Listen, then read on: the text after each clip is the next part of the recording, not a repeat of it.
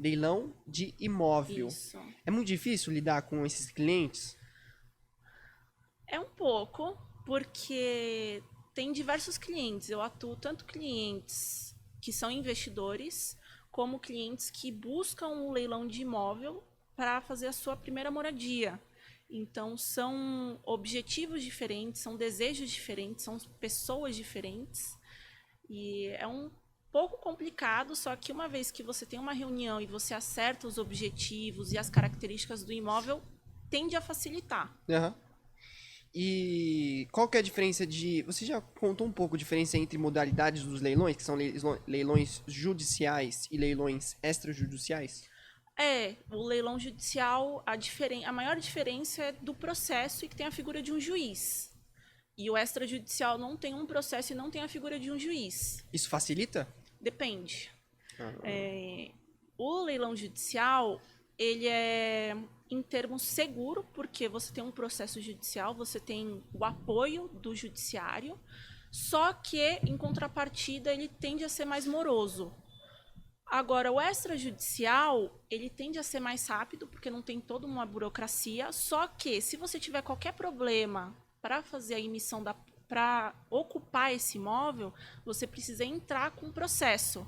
Então, tende a demorar, tem instauração do processo, ter a apreciação daquela ação e afins. e por que você escolheu exercer a advocacia nesse nicho que é, leilões de imóveis?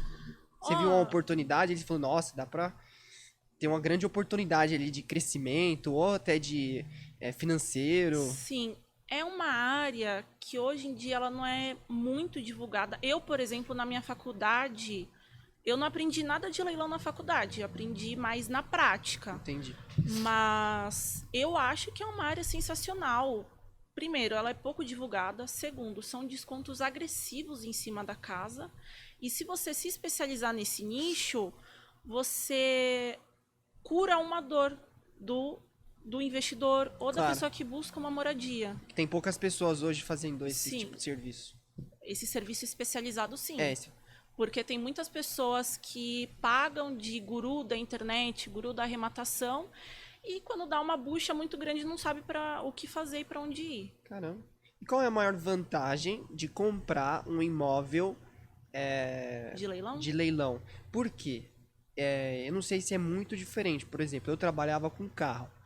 O meu ex-chefe, ele não gostava de pegar carro de leilão por conta da dificuldade de revender. Porque, por exemplo, se eu fosse alguém físico para comprar, de repente compensa. Mas para quem tem empresa, ele tem a loja de carro, para ele não compensava muito, porque quando ele colocava carro de leilão lá dentro, primeiro que demorava muito para vender. Muita gente tem um preconceito de comprar um carro de leilão, mesmo sabendo que não é aquele leilão de, tipo, o carro já foi batido, né? Pode ter sido de Sim. financeiro ou de seguradora. Só que muitos clientes têm esse preconceito e acabam não comprando. Isso dificulta para a loja, porque a loja tem que estar rodando lá. E também na hora de fazer o seguro. Tem seguradora que não pega nem a pau, não Sim. pega. No imóvel é mais ou menos assim? Como é que funciona? Não, é porque assim, falando de veículos, é um bem que tende a se desvalorizar com o tempo. O imóvel é totalmente contrário. O imóvel ele tende a se valorizar com o tempo. Quem tem terreno tem tudo. Hoje em dia, se você pega um ouro, daqui 5 anos ele vai ter o mesmo valor. O terreno não. O terreno ele se valoriza. O mesmo terreno daqui 5 anos ele vai ter um valor muito diferente. É. E dependendo da infraestrutura da cidade, da prefeitura, ele pode dar um boom gigantesco. Você vê, por exemplo, Goiânia. Goiânia ela deu um boom gigantesco imobiliário. Então, imóveis que você comprou por 5 mil terreno, hoje em dia está uns 100 mil, 200 mil, dependendo da área. Então, não tem essa desvalorização. E as maiores vantagens de você comprar no leilão de imóveis, além dos descontos agressivos, são as formas de pagamento. Então, se você pegar um leilão judicial, você tem a modalidade do parcelamento. Como que funciona isso? Você tem o mínimo de entrada, que é 25%, mais 30 parcelas. Essas 30 parcelas não têm juros, tem uma correção monetária. Uau. E, fora isso, se nós estamos falando de leilões extrajudiciais, nós temos a figura do financiamento. E existem leilões que aceitam 5% de entrada e pagamento em até 420 parcelas. E você pode ter a opção da modalidade do saque, que é uma modalidade muito boa. Aham. E tem dificuldade na hora de revender? E tem outro exemplo também bom, que eu quero tentar fazer essas comparações, porque acho que eu vou entender melhor. Por exemplo, no carro, por que tinha uma grande dificuldade? Porque nós tínhamos que fazer também um laudo chamado laudo cautelar, Sim. que ele vê toda a parte estrutural do carro. E aí, além da estrutura, pode ser que no carro não tenha sido batido, mas além da estrutura, ele vê a pesquisa desde de zero para poder ver se realmente, historicamente, o carro não teve passagem por leilão. E aí, se tem passagem por leilão, automaticamente ele é reprovado.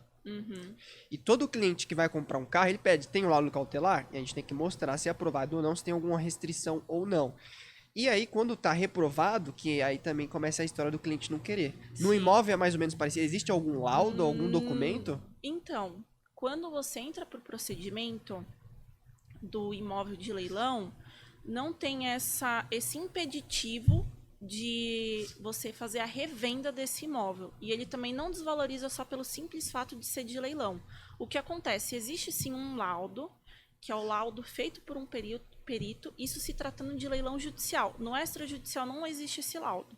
Se tratando da modalidade do leilão judicial, antes do leilão do imóvel ir para leilão, existe um laudo elaborado ou por um perito ou por um oficial de justiça, e lá consta todas as características daquele imóvel e por que ele está avaliando aquele imóvel em tal valor.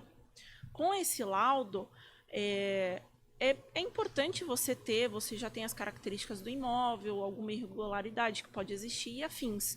Só que também ele não é algo que vai prejudicar a sua venda. Muito pelo contrário, ele pode te instruir para você fazer a sua viabilidade financeira e reservar certo valor para reforma. Uma vez que você reforma o imóvel, dependendo da reforma que você faz, ele tende a valorizar. Aham. Então, não. Respondendo sua pergunta, não. Ele não é um impeditivo, ele não desvaloriza o imóvel só pelo simples fato dele ser de leilão.